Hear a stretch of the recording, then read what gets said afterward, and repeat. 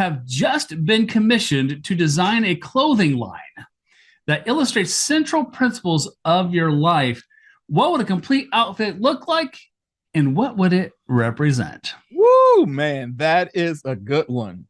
I think I would start with foundation. So my shoes would be, I have a pair of trauma jumpers on. And that trauma would just experience early foundation. Those shoes would represent my early walk in life, how I started. Just not too many personal details, but, you know, born and raised in the Ida B. Wells projects of Chicago, between alcoholism, drugs, I would have trauma shoes on. Okay. All right. My socks, I would have designed on them holes, because a lot of my socks back then had holes in them. Right. And so, you know, but if you had shoes on, you could kind of cover that up. Right. So I would have socks on them that said these holes will one day be sewed. Right. And I would continue to build up. The pants I would have on, I would probably have jogging pants on. Okay. To let me know that life is going to be a slow grind. It's not going to be fast. It's going to be a slow grind, just so you can get through and make sense of things. The shirt I would put on, it would have hope on it. And that hope would be 3 foster homes, all different, all people who were able to show me love in the best way that they could. Right? I would put gloves on, and those gloves would be working hands. That life is a grind, and unless you put your hands to something, you will accomplish zero. So I would have on gloves of grind, right? I've been wearing glasses since I was 6. And my glasses would say, there is a future whether you see it or not. You just got to create it. Ooh, that's good. There is a future whether you see it or not. You just got to create it. All right. Then I would have a helmet on. The helmet would come off eventually, but I would have a helmet on. Yeah. Because leadership is all about failing forward. And you're going to take some cracks on the head. You're going to need that. I've made some mistakes in leadership, so I had to put a helmet on to protect myself. Yeah. But at the end of it, I would put a crown on. But it's not a crown I gave myself. That crown would represent a legacy of love, of hope, of compassion, of dreams, of goals, of giving out love, of making proper apologies to people that I've hurt or that I've wronged. It'd be a crown of life, symbolic to my faith, but mainly for the sake of conversation, it would just be this crown that people said, you know what, Tony? You did do me wrong, but your apology was so powerful that I felt it. And Tony, I did do you wrong, but you received my apology and you never held it against me again. And so that probably be fashion-wise the worst wardrobe you've ever want to see anybody wear in your life. But I think if we look deep inside the heart and the core of the heart, you just see a mixture that we all have life experiences. I think when I got called up after 9/11, Coach, one of the things that I was grateful for was that I got to meet young Black kids, young Asian kids, young Latino kids, young white kids, all who needed direction. Yeah. I mean, I met some of the, like, if you just, I think there's so much that unites us as a people in terms if we can get to a place where we just take color out of it and just deal with humanity. I met 4 young men who were all dynamic, but were some of them just, why y'all making these decisions? Yeah, right. They all needed one thing. That was a helmet. And a helmet. You know, they definitely needed a helmet, but they needed mentoring. And so for the 20 months I was in Great Lakes after 9/11, They called my office the chair. They was like, you know what? You need to go to the chair, man. They were like, what are you talking about? You need to go see Petty Officer Briscoe, man. And these guys would come in and they sit down, and sometimes it would be like, well, you're on the right track. And sometimes it would be like, did you just wake up stupid, or just help me understand why you made this decision? It's military, so we get a little rough, right? But I just learned that they're human. And they're 19 years old. They just made a decision to join the military, but there's so much that they didn't have. So I'm meeting 4 different kids, 4 different races, all with no dads at home growing up. Those are the things that unite people. Yeah. To just say, at the end of the day, there's not really a difference here. You came up this, but we lack the one thing that's essential to a young man's life. And that's a father. Can we build from there? Wow. Well, we could just end the podcast right here. Nice icebreaker. I know, right? All right. So, Kimberly, what would your outfit look like? To you first. I feel like this icebreaker is like a personal essay. It kind of is a little bit. I don't know. I think I would wear sensible shoes so you can be adaptable, so you can go on adventures, but they would be blingy, so it could still be fun. And just bright colors. I don't have a whole essay in me, but I think I want the things that I'm wearing to be joyful. I want my life to be joyful. All right. I want to seem inviting. Okay. So, how about you? My outfit would be a circus ringmaster.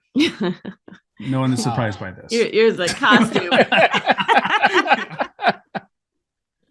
Awesome. It's for the circus. So, All right. And to our listeners, welcome to the Kimberly and Coach Show, where we bring you actionable practices you can use in your leadership and collaboration today.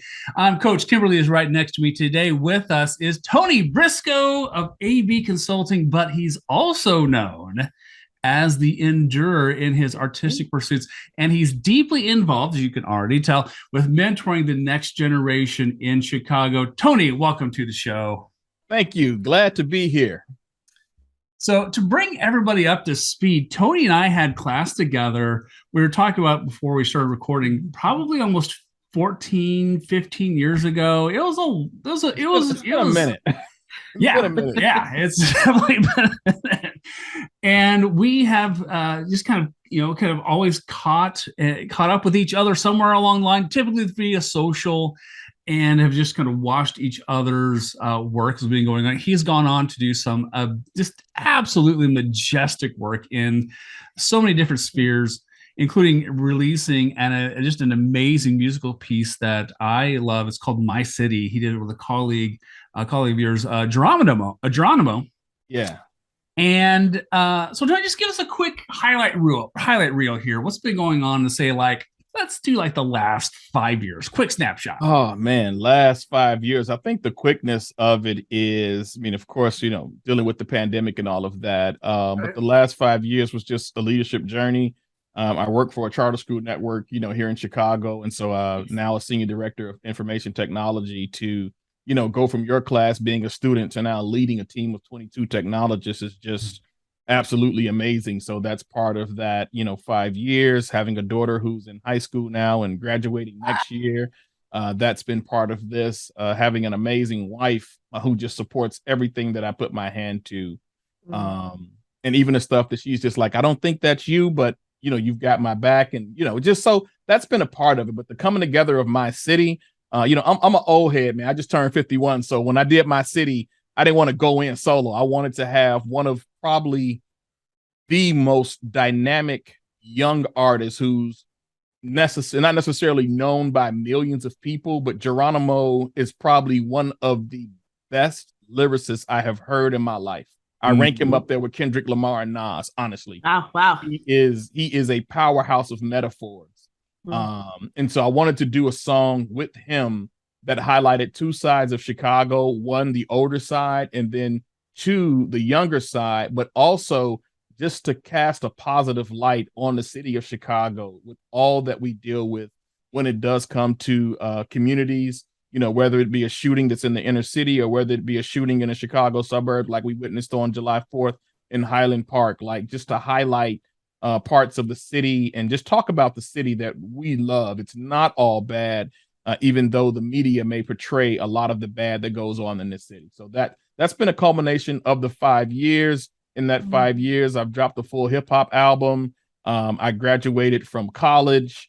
Nice. Yeah. I've done the 5 years is a good phrase because that's what's kind of started me. I feel like I just woke up to life, and I'm trying to accomplish a lot before I leave this realm. Right on. Now, Tony, you are really involved with mentoring. So tell us a little bit about that. Where did it start? How's it going? What kind of results are you seeing? Yeah, no, that's great. It's an excellent question. Thank you. And so, mentoring, I'm a minister, so I mentor young people at our church, consistently all the time. Even during the pandemic, we were able to do some things remote. Primarily, the Champs Mill Mentoring Program started at one of the charter schools on the south side of Chicago. And it's just, I wanted to ensure that young people had everything I didn't have growing up, but also have some things that I did have that were good to pass on to them. Sure. I look at experience as experience. I know we weigh the good and the bad, which we should, but I look at experience as experience, and just share that with them. And I really try not to tell them what to do.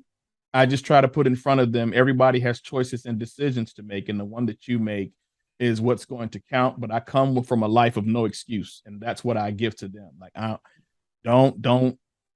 we will handle the tears, we'll deal with the pain, we'll deal with the trauma, but we live in a world of no excuse. Yeah, so that's kind of been a culmination of the last 5 years, and the mentoring piece, really took off. Started mentoring some young folks out in Ghana. Oh, really? Yeah, introducing them. And I'm new to cybersecurity. This is a completely new field for me of study since last year. Studied the Security Plus exam, coach for 3.5 months, and I passed. So nice. That was good. But I met a young man on Clubhouse, and he was from Ghana, and he wanted to take a cybersecurity class, and he said, "I don't have the money." And it was just something about his voice. Henry's voice sounded like he was serious. And I said, "Well, hey, I'm getting good vibes from you. I'll pay for your class. Nice. I'll pay half the money for your class." There was another gentleman in there named Bill who said, "Well, if Tony's going to pay." Now, these are people I just met that day. I've opened one room on Clubhouse. That one room on Clubhouse, you talk about mentoring. This young man has already started two nonprofits in Ghana. One designed for women in Ghana, another designed for men in Ghana. Two nonprofits. Just from meeting a guy on Club, I started one Clubhouse room. 6 people came in. We talked for 2 hours. We ended up paying for this young man to take this cybersecurity class. He took that class, completed that class, and just an introduction. But his drive pursued. A month later, I'm sitting on Zoom with 70 people from Ghana inside of a meeting. Love it. And so I'm going to Ghana in October to meet him and to meet a couple of other young people I met there. And so what the digital world has done now has made mentoring, it's expanded its reach to across the globe. Sure. I never would have thought I'd be mentoring young people 18, 19, 20, 22, 23 in Ghana.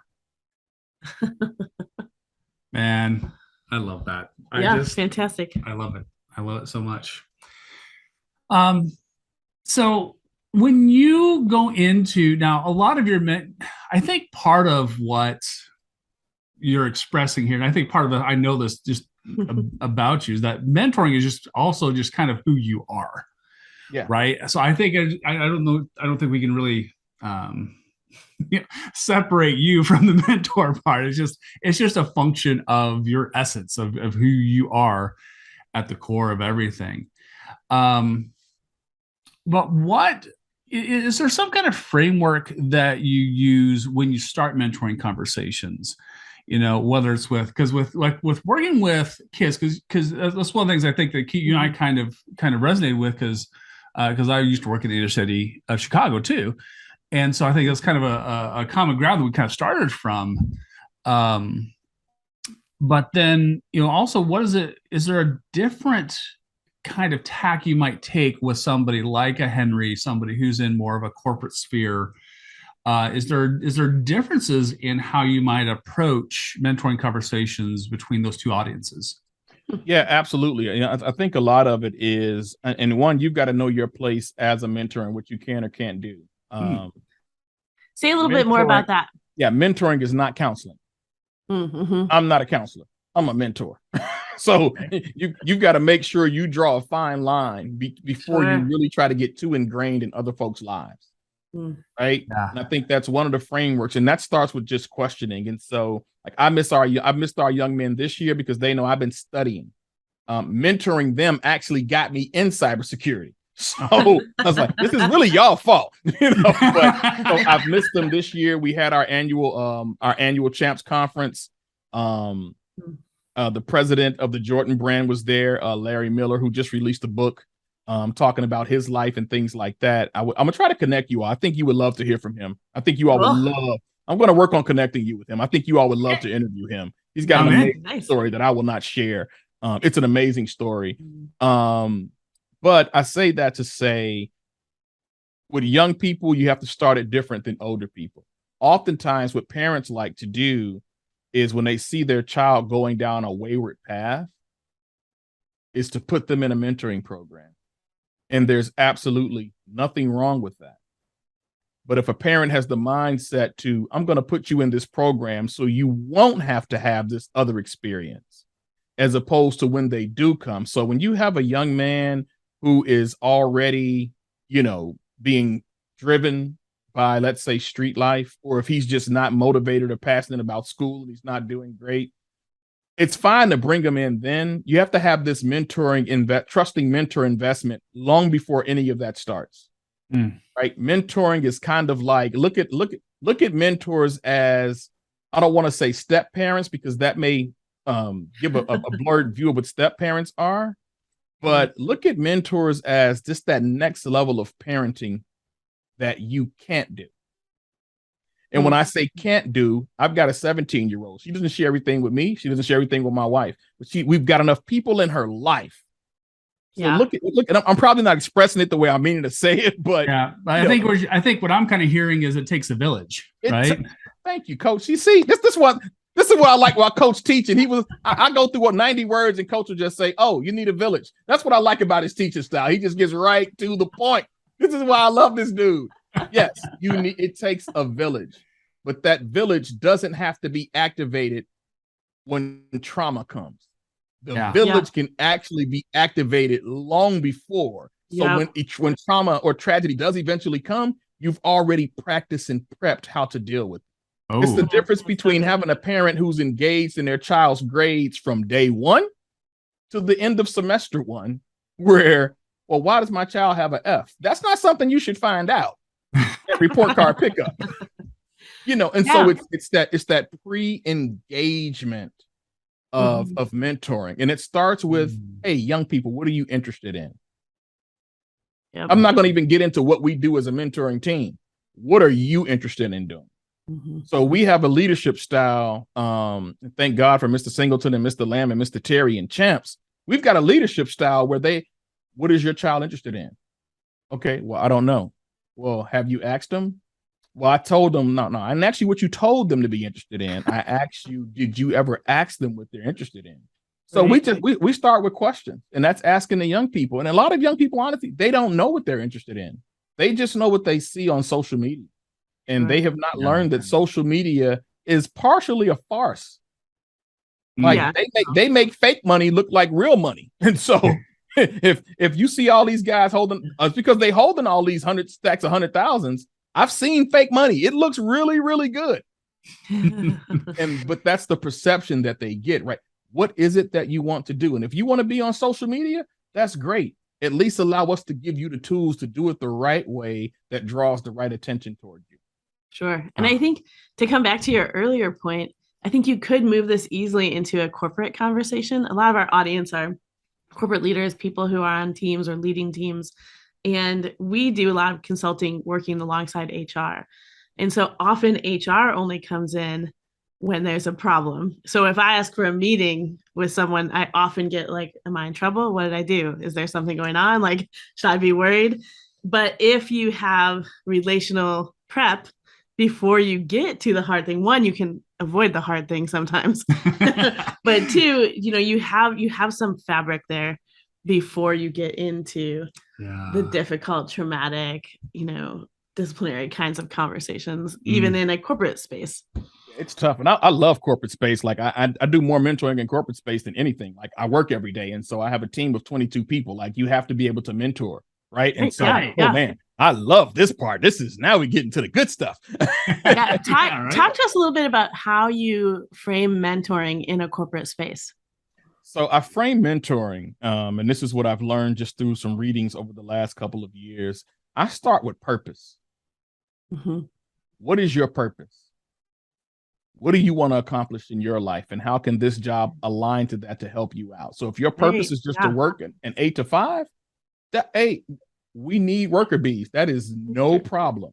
But if your purpose is, hey, Tony, you know what? I believe I'm built for IT leadership.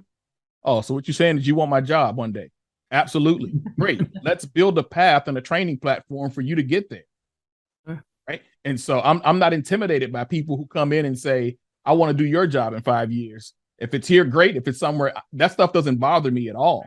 Right. I'm all about building the next set of leaders that should replace me, because each of them come gifted on their own. And then what I pour into them, it should automatically increase their leadership potential. And so I start mentoring conversations by asking them, hey, what's your purpose? What do you want to do in life? What do you want to accomplish while you're here in this role? This is an interview question. This isn't I start this at the interview process. I don't start this after they're hired. I start this at the interview process, because I know based on that conversation whether I'm going to hire them or not. I don't care about technical skills. I don't care if you know Windows. I don't care if you know Linux. I don't care if you know Mac. I can teach you to be technical. I can't teach you to have drive and purpose. That's something that's got to be built into you. That's how I start my interview conversation. And some people have said, well, Tony, isn't that a little intrusive?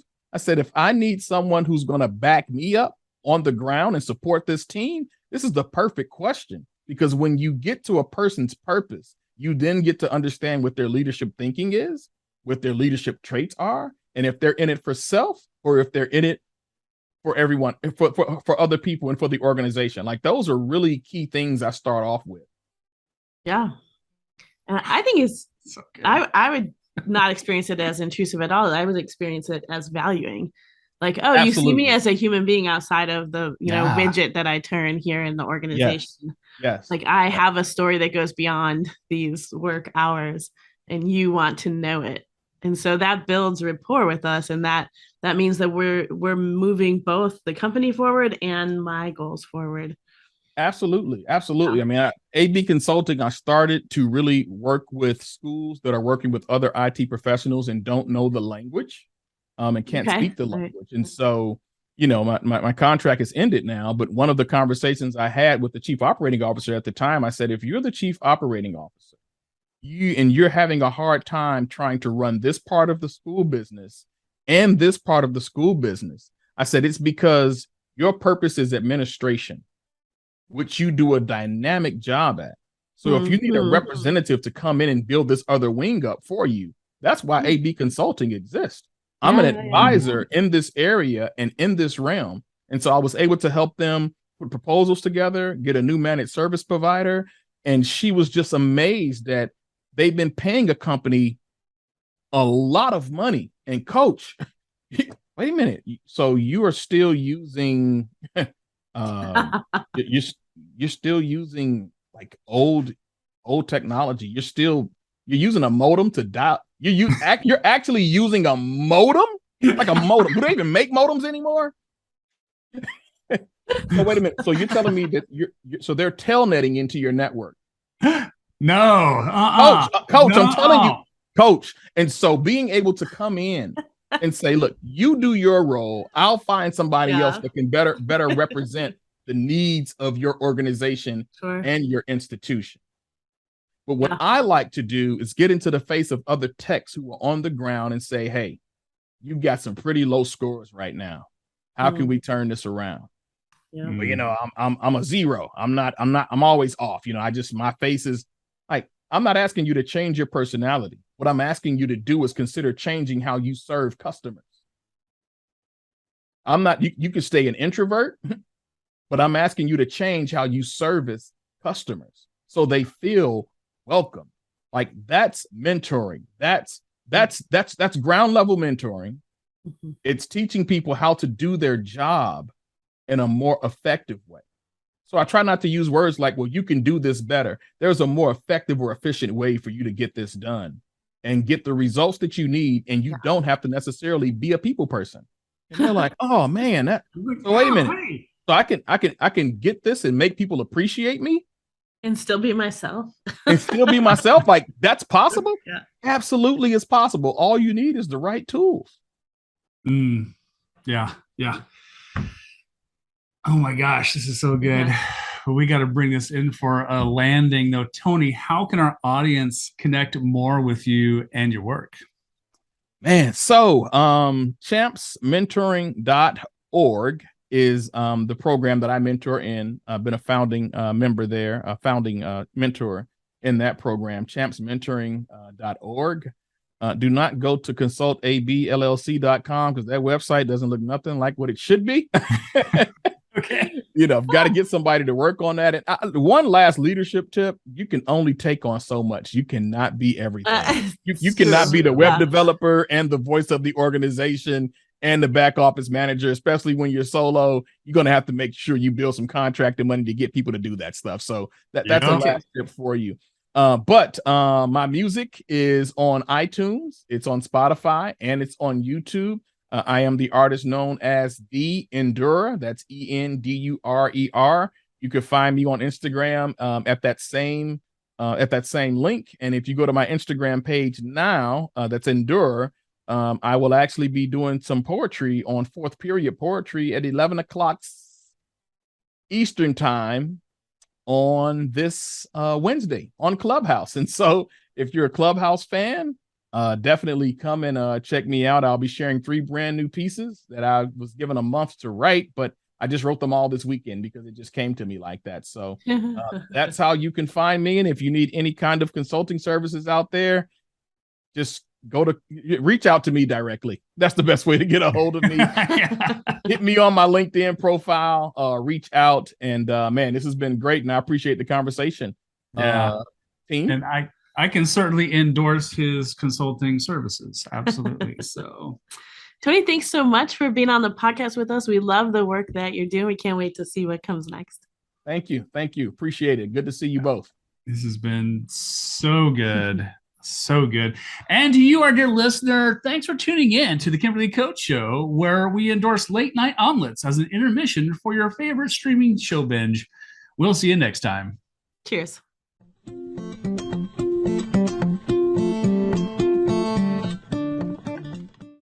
So we just had a phenomenal podcast with Tony Briscoe. Yes, we did. Excellent. And this is actually your first time meeting Tony. Yeah, I had never met him. So does not disappoint. I heard a lot about Tony over the years, actually. But yeah, very, very cool. It's fun because he started his connection with you through IT training. Right. Mm-hmm. But now does so many things in line with mentoring and leadership. And it's really fun to kind of know him on both sides of that equation. Yeah, for sure. For sure. So we want to talk about and kind of pull out the things that really struck us about what Tony said. And there were a lot of nuggets in that, but I think for me, something that really came out was the idea that mentoring does not start with a crisis or a trauma or a problem. Oh my gosh, right? And man, we experience this constantly in our work because we do team dynamics coaching and consulting. And often it's because something is so on fire that they're like, please God, come help us. Right. And then often we get the opportunity to continue to work with them, and they see that once we've built rapport and relationship, we can really stop the trauma before it happens. You can really have more tools when you have that relational fabric ahead of time before the problem. Right. Mm-hmm. And so, but often it doesn't really feel like people think, oh, do we need that? Do I need a mentor? Do I need someone to help with team dynamics? And they don't know they need it. But then when when it's hitting the fan, right now you have to catch up first. You have to go like, well, who are you? What do you want? What's the factors here? And you kind of are going a little bit from behind. And so I think that idea that of getting a mentor when you're doing well, so that when you hit the skids, you're going to have a mentor. I think there's a lot of power in that, actually. Yeah, for sure. For sure. I mean, just Tony talking about how that starts at the interview process. Right. And then the other thing that he said that really struck, there's so many things he said struck me, but right. I think that the thing that we try to make mentoring too hard, Okay. I think he's just, the question he starts off with is, what do you want to do? Right. What a great way to start a mentoring conversation. Like, what do you want to do? And versus like, well, let's break out my worksheet here from seriously, from this book from 1968, and which is, I guess that's a fine. Whatever. Fine they wrote thing. their own book. You have to buy it for the mentoring. Right. Yeah. Right.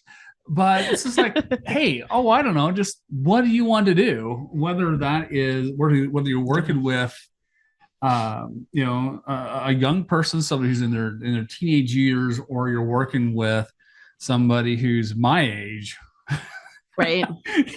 I think that question, just what do you want to do? I think you said even too, I think it's very valuing. Sure, and it starts that relationship off with not what I want you to do as your mentor, right? Your boss, whatever. But what is it that you want to do? Let me help you get there. Right.